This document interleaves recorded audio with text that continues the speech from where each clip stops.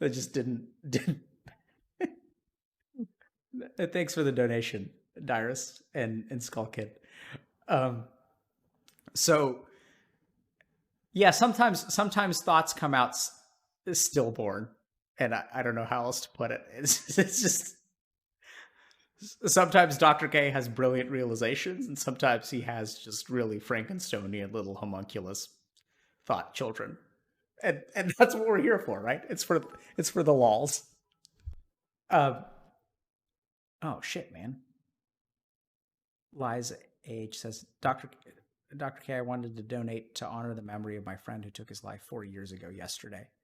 I can't see the rest of it, but your work is incredible, and I hope. Well, dude, I'm sorry that your friend took his life 4 years ago. Can I just talk about that for a second? I'm going to say something that I've been thinking a lot about suicide recently, and I have a patient who killed themselves about a year ago, and I have another patient who I'm afraid is going to kill themselves in the next year or two. And it's kind of rough, right? Like when we think about suicide and we think about um, it's rough when people take their own life. And the crazy part of me is like there's a part of me, and especially as I think about the people that I work with, and we have this assumption that suicide is wrong, and I don't think you guys should kill yourselves, but I also feel like the more that I understand people who struggle, it makes sense to me, right? If we're being really honest about it, like some people suffer, and the person that I'm worried about now has been suffering for years, and they have tried so hard um, to get better, and they're trying, and like every day for them is a struggle. And it's not like every day is a struggle, like every day is a struggle. It's like every day is just torturous. It's like they wake up every day and they're like in like they just it's like another day of torture. And there are bright spots here and there. They have some physical illness too, which really doesn't help. They have bright spots here and there, and we're trying to figure out how to help this person, and it's not really working. Like nothing's really working. And and we have to acknowledge that that feeling is real, right? Like I think sometimes it's a little bit ignorant for us to assume that. I mean, I think it's just uncompassionate to say to everyone, yeah, you should absolutely live. I think you should absolutely live, but I think you should be honest with yourself, because I do think that there's hope. But I think that it's also important to acknowledge that like some people really do suffer. And when I've worked with people who are suicidal, the crazy thing is like it's not, it's a game that they've been trying to play for years and years and years. And then like eventually they just don't want to play it anymore. And that's not crazy, right? Like I think this is one of the craziest things about suicide is we think about these people as mentally ill, which sometimes they are. But we kind of say, like, when we say that that's crazy, you're kind of invalidating like what they feel and what they think. And one of the things that I've learned as a psychiatrist is that being suicidal is not crazy. And the really bizarre thing is that the more that I think about suicidal people as not crazy, but completely sane, that's when you can help them. And that's where hope actually comes from. It's really bizarre. It's not that hope doesn't come from ignoring your situation and pretending that something else can exist. That's fantasy. Hope comes from starting where you are. Fantasy is all about your mind, where you want to end up, right? I can look at the top of Mount Everest and I can fantasize about when I reach the top, but it's not about where I am. It's where about I imagine I can go. And when you tell a suicidal person to that everything's going to be okay, you know, that doesn't feel real to them. And what I really think that if you guys are struggling with suicidality, you should absolutely see a professional, and get help with that, because it's not fair for you to have to deal with that alone. And I do think you can get to the top of Mount Everest, but I think getting to the top of Mount Everest and being free from your suicidality and like being free from depression and loving and enjoying life starts with an acknowledgement that like you are filled with despair and you don't know where to go from here. And that's tough. But I know it sounds absolutely crazy, but like, I mean, come on, like if you want to be a good psychiatrist, you have to meet your patients where they're at, right? You can't just pretend that their reality doesn't exist. You have to say, hey, man, like, I get that you're suffering and I really do see it. Like, honestly, it's not crazy to me that you're thinking about killing yourself because I've been working with you for 2 years now and we've been trying so hard and I feel despair, but I'm your fucking treater. Like, you're the one who's actually living it every day. And I get that your despair is absolutely real. And I don't know that even I have hope for you. But you know what? I want to keep trying. And I want you to keep trying because I don't want you to give up, but I don't blame you if you do.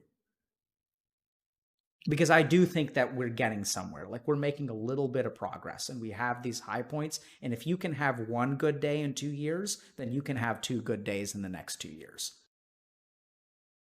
But let's be honest, like, if that's the way you feel, that's the way that you feel. And if we want to fix something that's broken, let's start out by admitting how fucking broken it is. Right? That you need a new engine and you need new tires and you need new axles and you need new seat belts and you need a new steering wheel. Like, fine. Like, I get that that feels impossible to you. But if you are willing to give me a chance, I'm going to keep trying and I need your help to keep trying. That's how I feel. Is that it's not crazy, right? Like, to call a suicidal person crazy is just not helpful. These people aren't crazy. They're suffering. This is their reality. And this is what we need to understand. Like, I think this is one of the biggest problems that has happened with our generation is we call people, like especially men who kill themselves, we say it's a mental health problem. It's depression. And that's like such a fucking cop-out answer, right? Like, if someone is in so much despair that they don't see a way forward and they feel burdened with like responsibility and they feel like they can't do anything in life, like there's no way forward and they've been trying for so long and they just can't, they have no answers and they've been trying it for 5 years, 6 years, 10 years, 12 years, and then they kill themselves and they're like, oh yeah, that was illness. No, it's not illness. Like, that person just needed a little bit of help, needed a little bit of a bright point, needed a little bit more support, and we didn't give it to them.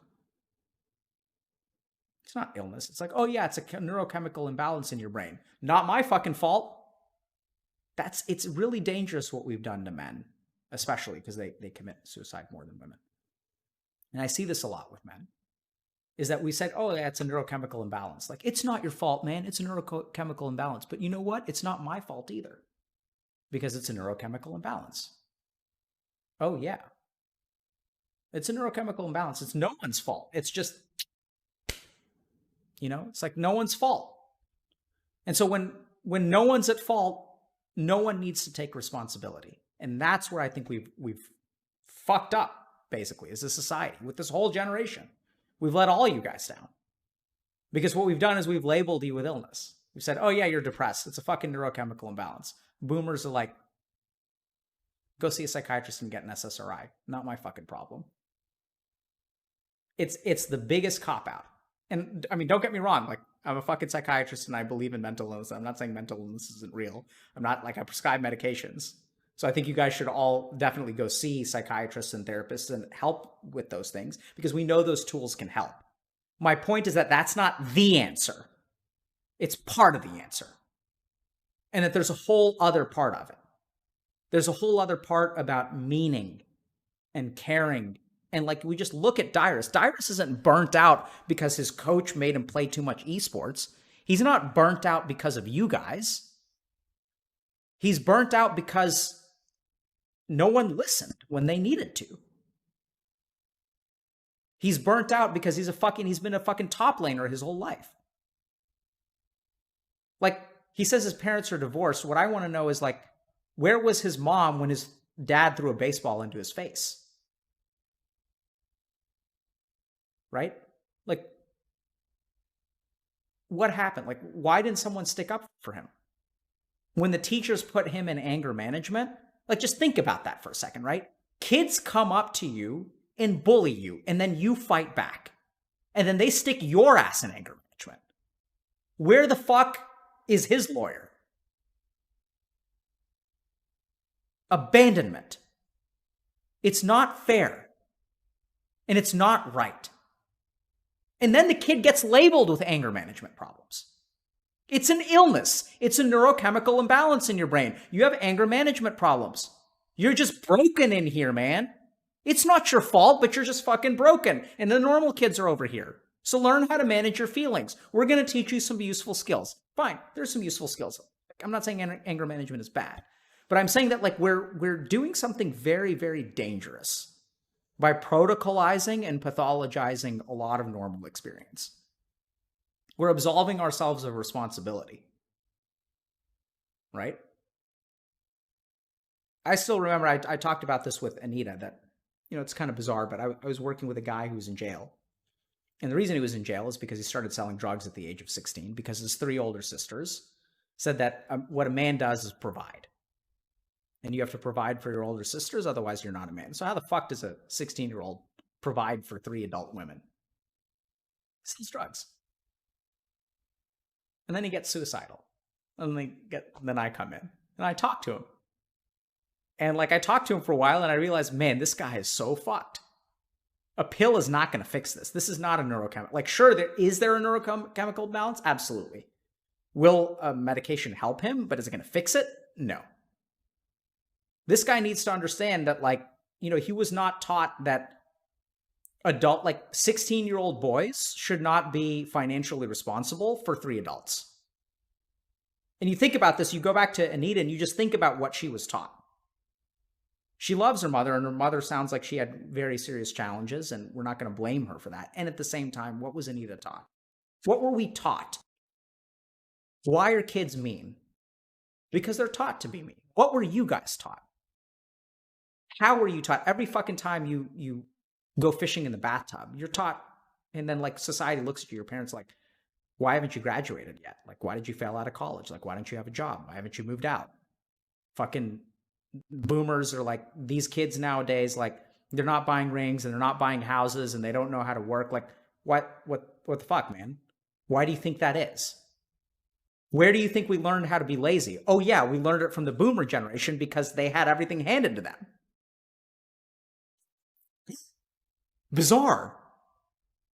You think maybe instead of us being an entire generation, it's an entire generation, right?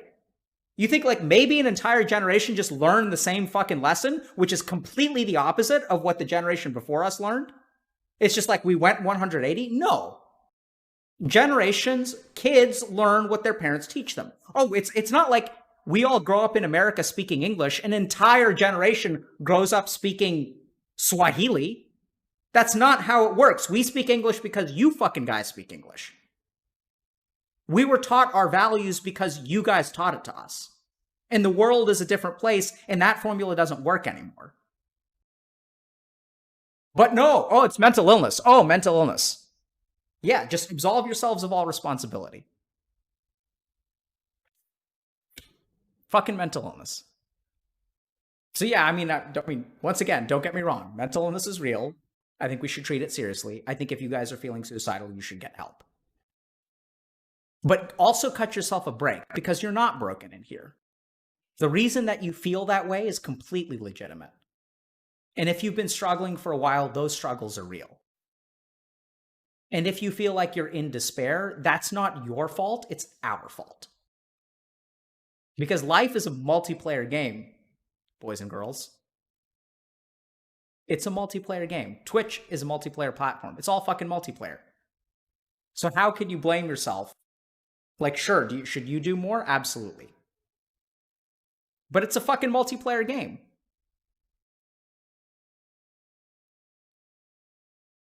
So get the help that you need.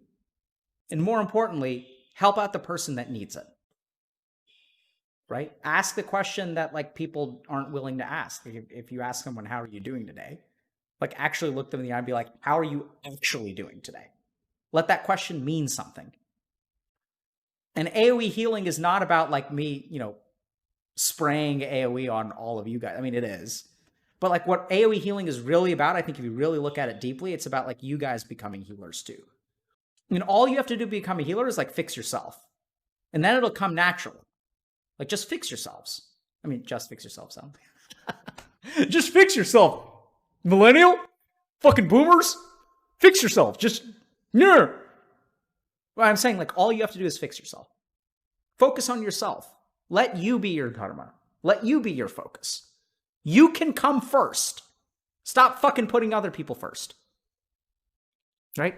I'm talking to Anita. You can come first sometimes, like 10% of the time you can come first. You can come first, and you should come first, right? Because like you're a fucking entitled millennial Gen Z TikTok, YouTube, Twitch person. You're your special snowflake. Like, it's so weird. Like I mean, I'm all for special snowflakes and that people can be narcissistic, but at the same time, like, let's just think about this for a second. We're essentially like telling a generation of people that they should grow the fuck up. No, like, take yourself seriously, like, accept responsibility for what you do right and accept responsibility for what you do wrong, and don't take responsibility for what other people do wrong. Just because someone calls you a special snowflake doesn't mean that you're doing something wrong. Like, should you be narcissistic? Absolutely not. Should you focus on yourself? Absolutely. Should you give yourself the credit that you're worth? Absolutely. Anyway,